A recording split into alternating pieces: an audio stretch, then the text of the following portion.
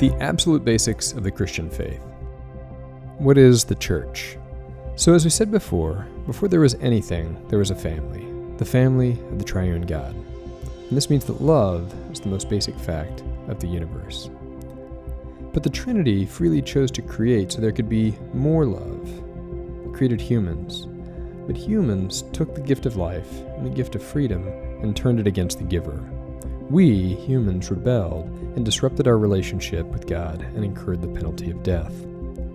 But God still loved us and wanted us to be family again. So the Father sent His Son to become a man to establish a new family. And being a Christian means being a member of God's family, with Jesus in charge. It means living in God's house and learning God's ways. And if you're part of a family, that means there isn't just a parent, but also a lot of brothers and sisters around. There are other family members you live with. And the word that we use for the family of God, with all these different people in it, is the church. And just like living with your own brothers and sisters, life in the church can be tough because there are so many different kinds of people. There are people who have been Christians for a long time, and brand new Christians, and there are old people and young people. There are talkative people, quiet people, charming people, smelly people. But they're all part of God's family. There's an image that the Bible uses a number of times to capture what it means for us to be the church. The Apostle Paul, in a letter to the Corinthians, compares the church to a body. The body is a unit, Paul writes, though it is made up of many parts.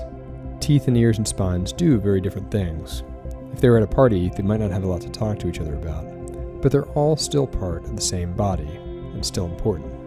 So the family of the church needs all kinds of different people to be complete. It needs young people and old people and talkative people and quiet people and all the rest.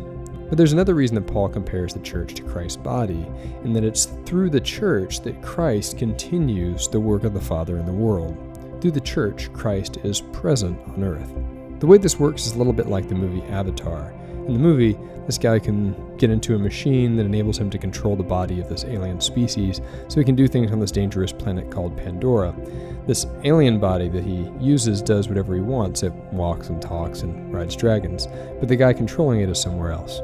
In a similar way, the church is kind of like Jesus' avatar body. Through us, Jesus is still teaching and healing and sacrificing for the world. To use another example, the church is kind of like an outpost of an invading army.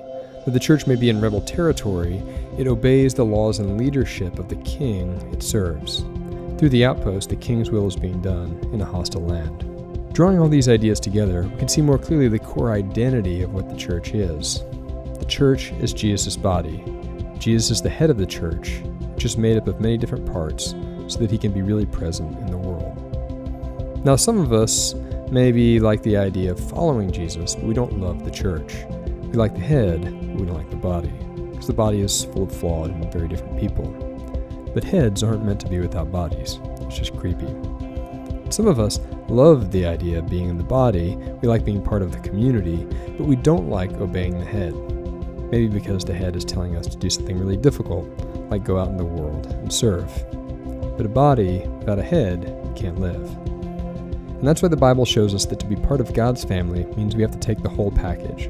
We have to be under the lordship of Christ with the whole community of true believers continuing Jesus' work in the world.